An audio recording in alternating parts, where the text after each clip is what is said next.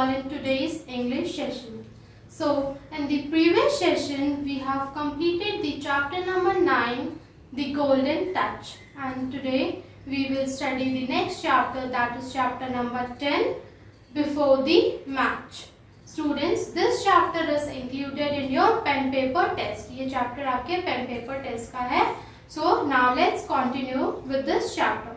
So this chapter is written by R.K. Narayan and it's an autobiography. एक autobiography है, means autobiography क्या होती है? कोई person जो खुद पे लिखा रहता है, अपनी story किसी ने लिखी होती है, that is autobiography. So R.K. Narayan ने एक story लिखी, Swami and his friends. Means Swami and friends means उन्होंने अपने ऊपर story लिखी, स्वामी और उनके friends, which is related to a cricket match, जो cricket match और उनके friends से related. So now we will study this chapter. Swami and friends story को एक नया नाम दिया गया, Before the Match. So we will study this. So it's written by R.K. Narayan and the summary of this chapter is कि R.K. Narayan रहते हैं and when he was in his childhood, जब वो अपने childhood में रहते हैं तो एक cricket match ऑर्गेनाइज किया जाता है. So he lives in Malgudi. Malgudi एक प्लेस है. सो वो वहीं पर रहा करते हैं और जब वो क्रिकेट मैच की प्रिपरेशन हो रही होती है so he was unable to attend those preparation. वो प्रिपरेशन नहीं कर पाते हैं, प्रैक्टिस नहीं कर पाते हैं क्रिकेट मैच की, बिकॉज जो जिस स्कूल में वो पढ़ा करते थे वहाँ पर ड्रिल और स्काउटिंग हो रही थी जिससे उन्हें लेट इवनिंग में छोड़ा जाता था. सो वो नहीं कर पा रहे थे क्रिकेट मैच की practice. So he was very much worried about the match. वो बहुत ज़्यादा परेशान हो गए थे मैच के लिए कि हम मैच कैसे जीतेंगे. And the match was in between the Malgudi cricket teams and young men's union. Young men's union के साथ इन लोगों का मैच था. So he was very much worried. तो एक दिन उन्होंने स्कूल में अपने टीचर से बोला कि आई एम वेरी मच इल. सो वो बीमार हैं इसलिए टीचर उन्हें छुट्टी दे दें. बट ये बोलने के लिए उन्हें सर्टिफिकेट चाहिए था मेडिकल. सो वो डॉक्टर के पास जाते हैं and he asked him to make a medical certificate. और वो उनसे कहते हैं कि आप एक medical certificate, fake medical certificate बना दीजिए ताकि मेरे टीचर मुझे छुट्टी दे दें और मैं अपनी प्रैक्टिस कर पाऊँ. मुझे 4:30 बजे के बाद छुट्टी दे दें so that I can practice for the match. But doctor कहते हैं कि ये गलत है. मैं क्या कर सकता हूँ, मैं आपकी तुम्हारी एक हेल्प कर सकता हूँ कि मैं तुम्हारे टीचर से बात कर लूँगा कि वो तुम्हें 4:30 के बाद जो है तुम्हें छुट्टी दे दे. सो ही सेज इससे अच्छी बात क्या हो सकती है. So this is the story. So now we will study some of the hard words with their word meaning. So let's continue. So some hard words with their meanings are, first one is anxiety. So the state of feeling nervous और worried. Anxiety का मतलब क्या होता है, किसी चीज के लिए हम टेंस्ड हो, परेशान हो, चिंतित हो, that is anxiety. Second one is choke, to be unable to breathe. Means अगर आप ऐसा हो जाए कि आप सांस ना ले पा रहे हो, दैट इज चोक. मीन्स गला घुटना. ठीक है. Third is contrary, the opposite fact, event और सिचुएशन. किसी चीज का हम विरोध कर रहे हो, that is contrary. Fourth one is custom. Custom means an accepted way of behaving और डूइंग थिंग्स. कोई ऐसी चीज जिसका प्रचलन हो, मीन्स कोई शुरू से प्रथा चली आ रही हो, that is custom. Fifth one is delirious, means not able to think और speak clearly, usually because of fever. Means अगर फीवर हो बहुत ज्यादा, सो द पर्सन जो रहता है जिसे फीवर रहता है वो सही से बोल नहीं पाता, इसीलिए उसे क्या कहते हैं, डेलीरियस. मीन्स वो बेसुध हो जाता है. Sixth one is didn't sleep a wink, not been able to sleep. Means सो ना पाना, that is didn't sleep a wink. Means एक बार भी आप ना सोए, that is didn't sleep a wink. The seventh one is dodging, following someone closely. So किसी का पीछा करना, that is dodging. Eighth one is fears. Fears means angry and aggressive in a way that is frightening. किसी चीज पे बहुत ज्यादा गुस्सा करना, बहुत ज्यादा क्रूर होना, जो बहुत ज्यादा गुस्सैल हो, that is fears. Ninth one is fortnight. Fortnight means a period of 15 days. Means 2 week का समय, 2 हफ्ते का समय, या पखवाड़ा जिसे हिंदी में कहते हैं, that is fortnight. 10th one is in the pink of health, in a very good health, means किसी पर्सन की हेल्थ बहुत अच्छी हो, that is in a pink of health. 11th one is muttering, speaking quietly to oneself, खुद में ही बात करना, that is means भुनभुनाना, अपने में ही मन में बातें करना, that is muttering.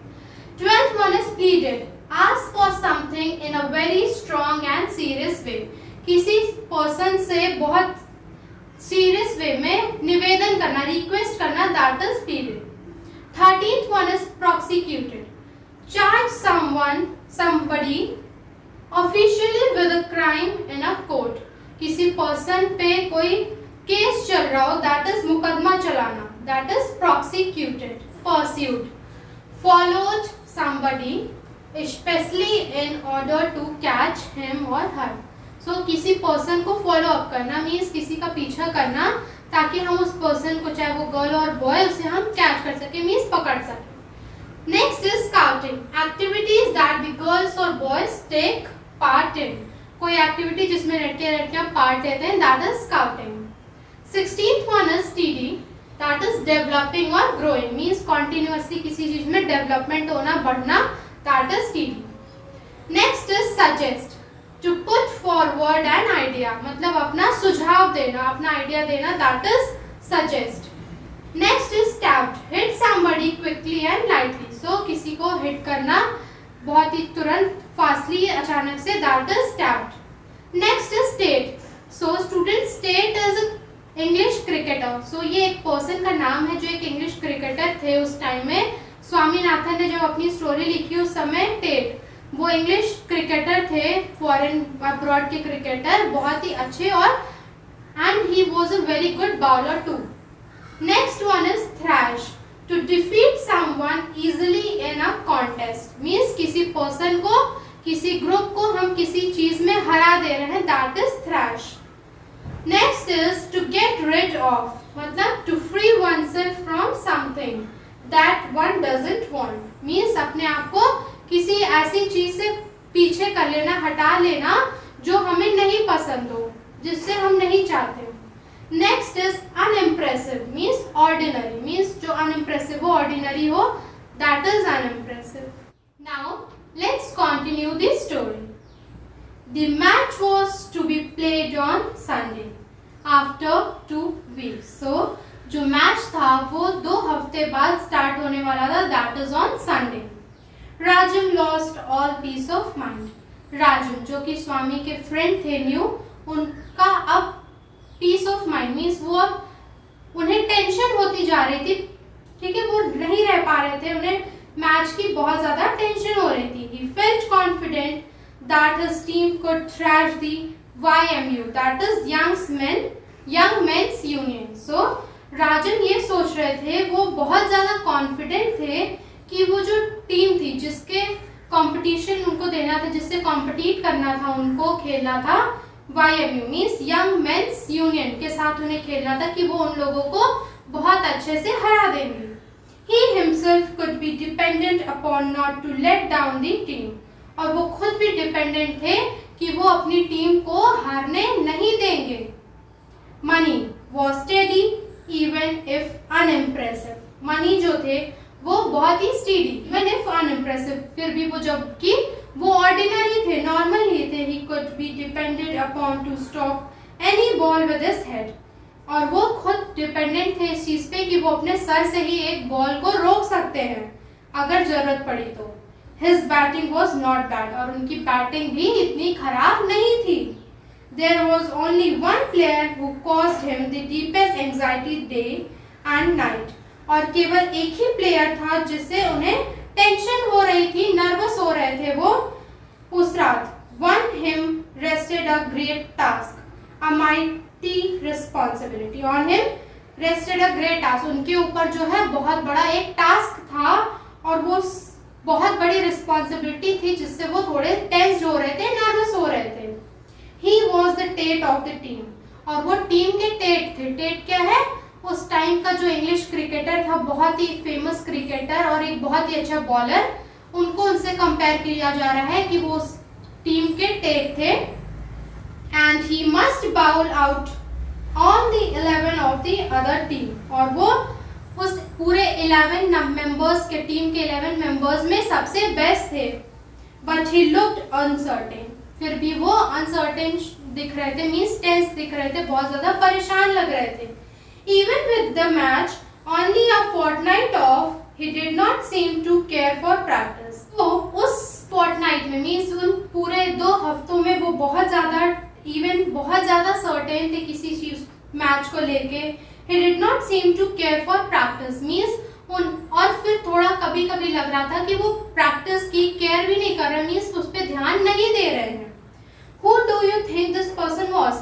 आपको क्या लगता है ये पर्सन कौन था जो अपने मैच पे कॉन्सेंट्रेट नहीं कर रहा था, मैच की प्रैक्टिस पे कॉन्सेंट्रेट नहीं कर रहा था? स्वामी. राजम pleaded.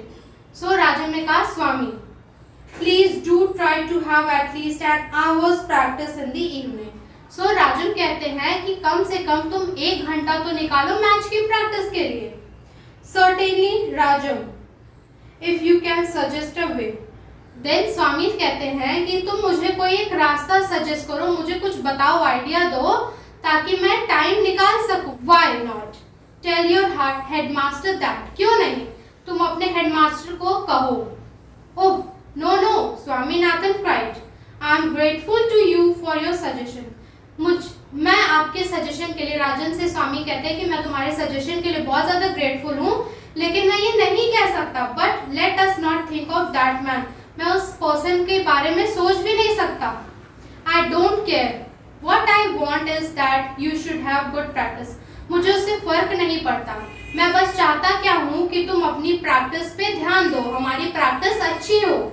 If you keep any batsman standing for more than 5 minutes, अगर तुम किसी बैट्समैन को 5 मिनट के लिए एक जगह पर खड़ा कर दो, I will never see your face again. तो मैं तुम्हारा चेहरा कभी भी ना देखूं. अगर वो स्वामी जो है बहुत ही अच्छे बैट्समैन थे, सो वो कहते हैं कि अगर तुम्हारी जगह कोई बैट्समैन आ जाता है तो मैं तुम्हारा चेहरा फिर कभी नहीं देखूंगा. Just 7 days before the match, match के 7 दिन पहले Swaminathan realized that his evening were more precious than ever. Swaminathan को ये रियलाइज हुआ कि उनकी जो शाम थी वो बहुत ज्यादा प्रीशियस थी अभी तक में, क्योंकि अब उन्हें रियलाइज हो रहा था कि उन्हें प्रैक्टिस करनी चाहिए. So students, we will study this chapter till here only. In the next session, we will continue the story. So students, your homework of the day is that you have to write the hard words and word meaning of this chapter.